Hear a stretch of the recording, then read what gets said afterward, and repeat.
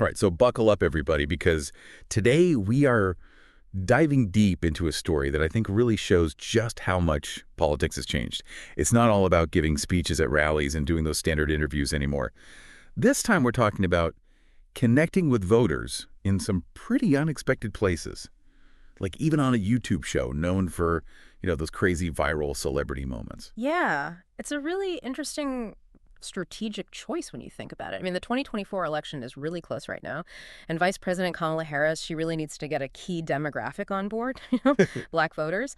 And so instead of, doing those usual campaign stops and interviews, she's going on Club Shay Shay, the show hosted by that former NFL star Shannon Sharpe. I bet some of you out there thinking Club Shay Shay, really. Yeah. It doesn't exactly sound like, the typical place for serious political talk. But I think that's exactly what makes this so brilliant.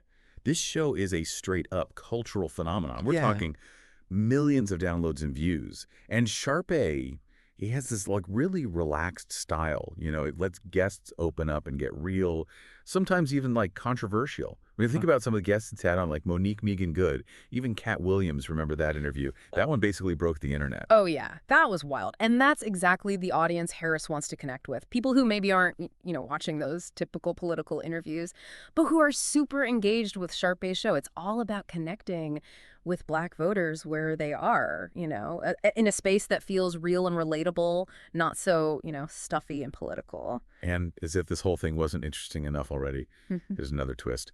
Harris is going to be on the show at the exact same time that Donald Trump is going to be on the Joe Rogan Experience. Can you imagine? Talk about a media showdown. Yeah. Seriously, it's like a genius move strategically speaking. Think about it. You've got Kamala Harris on one side and Joe Rogan on the other. Yeah. Both trending on YouTube at the same time. It's going to get a ton of attention and get people talking for sure. Rogan might have a much bigger audience and a more, diverse one. But Harris is going for a much more targeted approach, trying to make a big splash with, that key demographic. So let's talk about Shannon Sharpe for a minute. Yeah, he's definitely charismatic. There's no doubt about that. But he's also had his fair share of controversy. Remember that time he accidentally streamed, a very personal moment on Instagram Live. I didn't remember that. So it kind of makes you wonder, does being associated with Sharpe hurt Harris in some way? Or does it actually make her appearance seem more authentic? Yeah, it's a tough question. It's definitely a risk. For sure. And then there's his interviewing style, too. Yeah. A lot of people have criticized him, saying he's not a hard-hitting journalist. He doesn't always ask those, tough questions. He even said it himself once. I'm an entertainer, not a journalist. That's true, which I think raises a really important question. What kind of interview are we actually going to see here? Will Sharpe, really press Harris on policy and delve into those controversies, or will he keep things light and focus more on her personality? Right. That is the big question, isn't it? And I think that's what makes this whole situation so fascinating. We're seeing this clash of politics and entertainment and strategy, and it's all playing out on a platform that's built for, going viral and being authentic. It's a high-stakes game, and Harris is making a bold move. We'll have to wait and see if it pays off. Will it resonate with Black voters? Only time will tell. But one thing is for sure, this is a story everyone will be talking about. Yeah, I think so too. And we will be back to talk about all of this and more in part 2 of our deep dive, so stay tuned. I think this whole situation is such a good example of, how political communication is changing these days. It's not just about, those carefully planned out speeches and press releases anymore. Politicians are finally realizing they got to meet voters where they are. And more, that's on places like YouTube and podcasts and all those social media sites. It's like the old way of doing things is totally out the window. And honestly, I think it makes things way more interesting. Yeah, definitely. It forces politicians to get more creative and, be able to adapt more and maybe even be more authentic when they're trying to connect with people. But it also brings up some interesting questions about the role of entertainment in all of this political stuff. Yeah, like when someone like, Harris goes on a show like Club Shay Shay, is she really there to talk about, actual policies? Or is she there to entertain people? Like, is she actually trying to win votes, or is she just trying to, get more people to know who she is? And what does it say about us as voters? Yeah. Are we just more likely to pay attention to politics if it's presented in a way that's, entertaining? Those are some big questions, and I think they reflect this bigger trend of how people consume, media in general. Yeah, I think people are really looking for authenticity. They want to connect with personalities and, get a break from that world of traditional news and politics. Which can be pretty dry and boring sometimes. Exactly. And so people like Shannon Sharpe, with their huge followings, they have a kind of influence that those old media outlets just don't have anymore. Right. They can like bypass all those traditional gatekeepers Yeah. and talk directly to their audience. Exactly. Which is why, they're so valuable to politicians, especially politicians who are trying to connect with certain groups of voters. Yeah, that makes sense. But of course, this kind of approach comes with some risks too. Oh, for sure. There's less control over the message and a greater chance for things to, go off script. Not to mention their risk that a candidate could end up seeming like they're not being genuine or like they're just, pandering to the audience. Totally. It's a really delicate balance, and it's going to be super interesting to see how Harris handles it all. She needs to, appeal to Sharpe's audience, but at the same time, she's got to stay true to her message and what she's trying to accomplish. Yeah, she does. So while we wait to see how it all plays out, let's take a step back and think about the bigger picture here.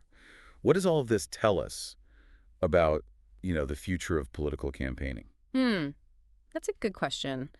I think it shows that things are moving towards a more personalized and targeted approach. We're going to see less of those like generic messages that go out to everyone and more focus on, connecting with specific groups of voters on their own terms. So less about making those big sweeping statements and more about engaging with, smaller communities. Exactly.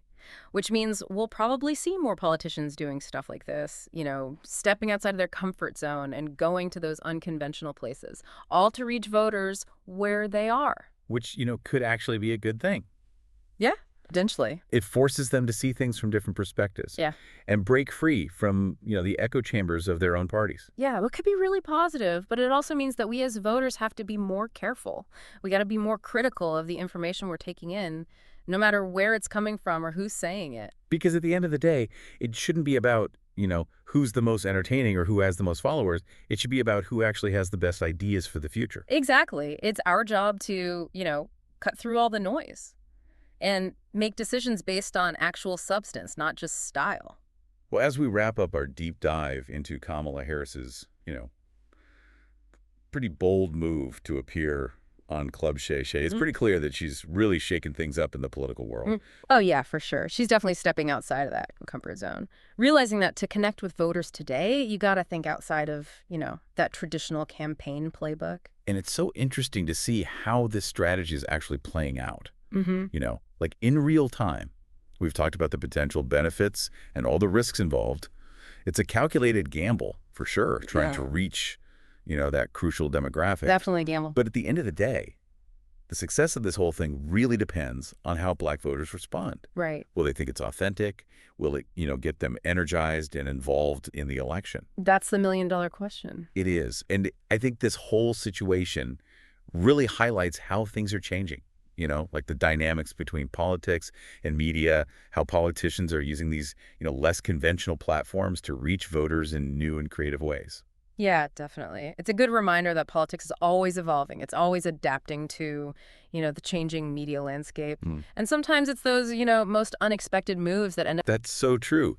And that's exactly what this deep dive has been all about, unpacking that evolution, understanding, all the forces at play and what the consequences might be. But now as we wrap things up, we want to hear from you. Yeah. What do you think? What do you think of Harris's strategy? Do you think it was a smart move or a risky gamble?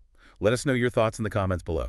And please don't forget to like and subscribe so you can stay tuned for more deep dives into, all the fascinating stories that are shaping our world. That's right. And thanks for joining us today.